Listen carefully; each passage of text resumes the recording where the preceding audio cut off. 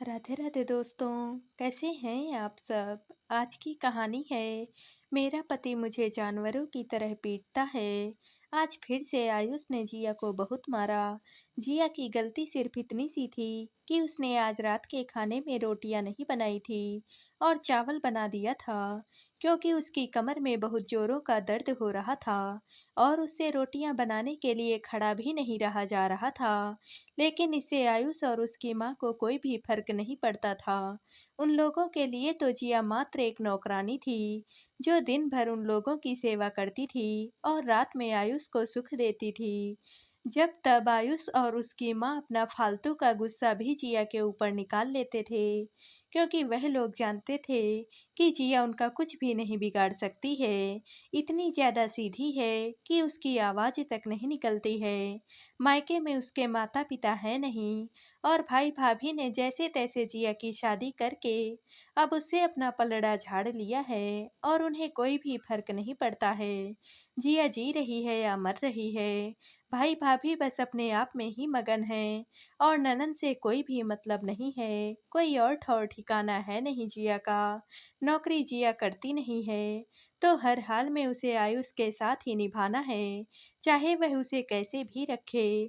जिया ने भी इसे अपनी नियति मानकर स्वीकार कर लिया था, लेकिन आज उसने सोच लिया था, अगर अब उसने अपने लिए आवाज नहीं उठाई तो उसे आगे चलकर और भी अधिक मुसीबतों का सामना करना पड़ेगा, क्योंकि जिया की शादी को लगभग 1 साल होने को जा रहा था।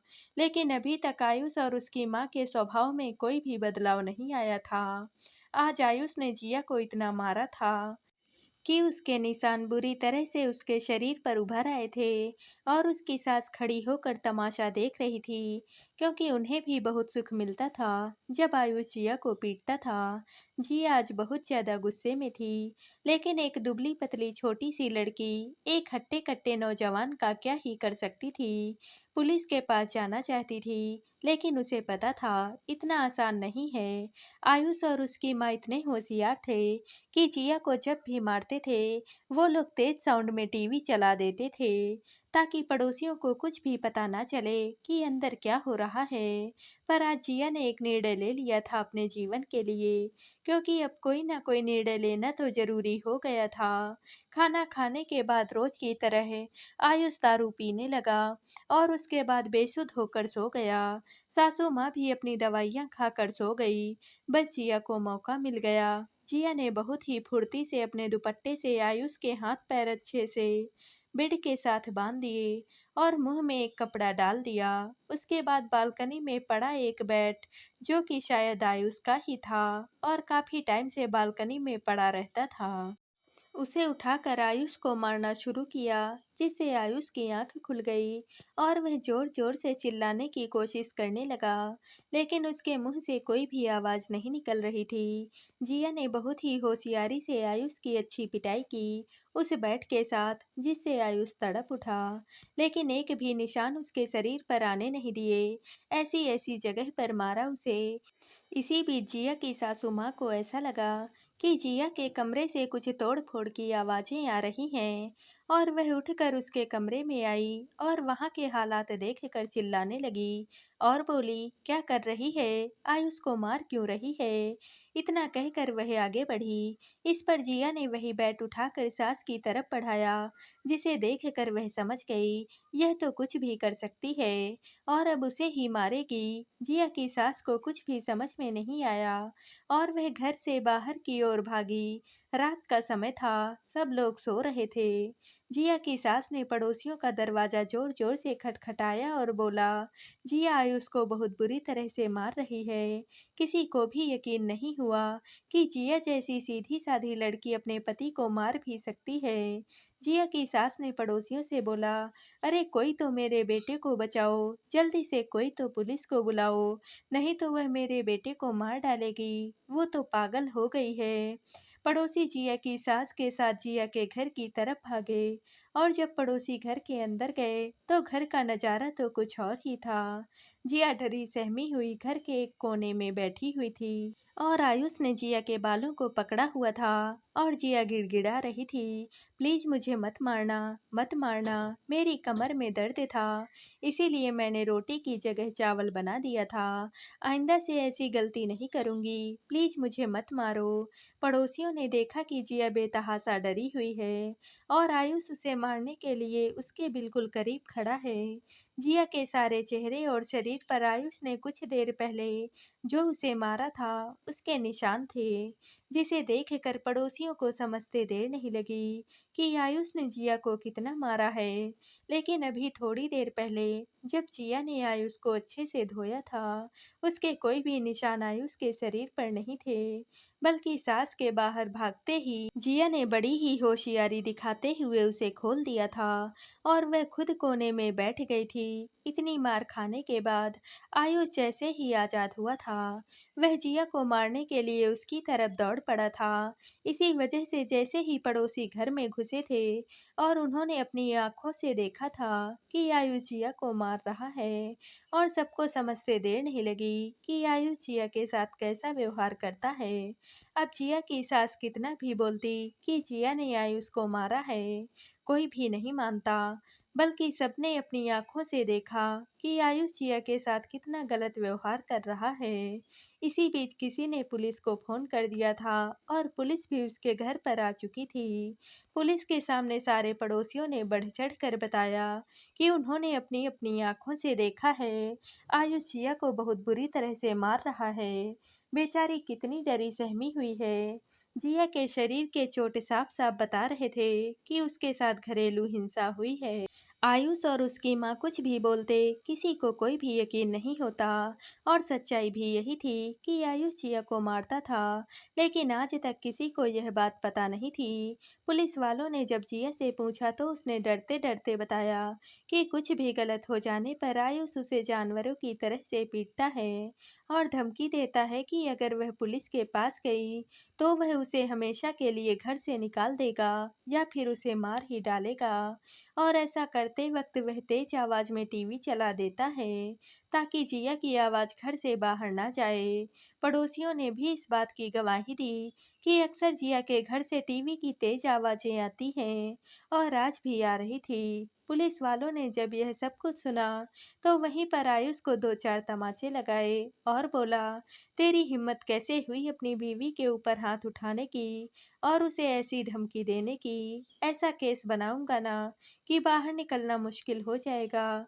पुलिस वालों ने जिया से बोला कि बिना किसी डर के वह उनके साथ चलकर थाने में अपने पति और सास के खिलाफ रिपोर्ट लिखवाए। लेकिन जिया ने बोला, मुझे इन लोगों से बहुत डर लगता है, अगर मैंने इन लोगों के खिलाफ रिपोर्ट लिखवाई तो यह लोग मुझे मार डालेंगे, मैं अभी कोई भी रिपोर्ट नहीं लिखवाना चाहती हूँ। इतना कहकर वह जोर जोर से रोने लगी। आयुष और उसकी माँ बोल रहे थे, हाँ हमने इसे मारा है, लेकिन आज इसने भी मुझे बहुत मारा है। तो पुलिस वाले ने एक और तमाचा आयुष को लगाया और बोला, इसे देख कर लग रहा है कि यह तुझे मार सकती है। आप लोगों ने पागल समझ रखा है क्या हमें? ऊपर से अपनी पत्नी को मारता है। अगर आइंदा तेरी कोई भी शिकायत आ गई ना तो तेरी तो खैर नहीं है, इतना समझ लेना।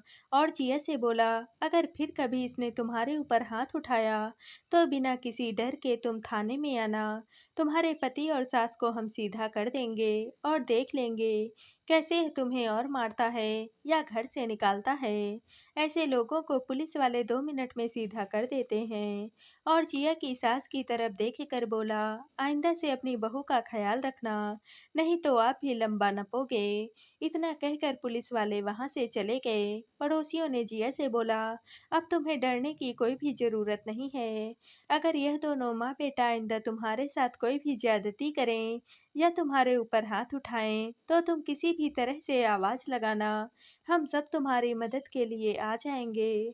और साथ ही साथ आयुष और उसकी माँ को भी धमकाते हुए पड़ोसी चले गए कि अगर अब जिया का एक बाल भी बांका हुआ या वह किसी दिन हमें बालकनी में नजर नहीं आई या हमें कुछ भी शक हुआ कि तुम लोगों ने उसके साथ कुछ भी गलत किया है तो हम पुलिस को फ़ोन करने में देर नहीं लगाएंगे, क्योंकि तुम लोगों की असलियत अब सारा मोहल्ला जान चुका है। अब आयुष और उसकी माँ को समझ में आ चुका था कि अगर अब जिया के साथ उन्होंने कुछ भी गलत किया तो उन दोनों की खैर नहीं है। सारे पड़ोसी बाहर जा चुके थे और जिया अब अकेली घर में थी। आयुष तमतमाता हुआ जिया की तरफ बढ़ ही रहा था कि जिया ने बगल में रखा हुआ बैट दोबारा से उठा लिया, जिसे देखकर आयुष वहीं पर रुक गया और आयुष की माँ ने उसे पीछे अपनी तरफ खींच लिया और बोला, बेटा अब चुपचाप शांति से रहे, इसके मुंह लगना बेकार है। अब इसने ऐसा माहौल बना दिया है कि कोई भी हमारी बात नहीं मानेगा और अगर अब इसे थोड़ी भी खरोंच आई तो हम दोनों का तो जेल जाना तय है। जिया ने भी बोल दिया, अब गलती से भी मेरे ऊपर हाथ उठाने की कोशिश मत करना, नहीं तो तुम्हारा एक हाथ तोड़कर तुम्हारे दूसरे हाथ में दे दूंगी और जेल की हवा खिलाऊंगी वो अलग। बहुत सहली है तुम लोगों की मनमानी। अब इस घर में तुम्हारी पत्नी और इस घर की बहू बन के आराम से रहूंगी। तुम लोगों की भलाई भी इसी में है कि आराम से एक परिवार की तरह मेरे साथ रहो और मुझे इस घर की बहू होने का दर्जा दो। तो वादा करती हूँ सब कुछ ठीक हो जाएगा।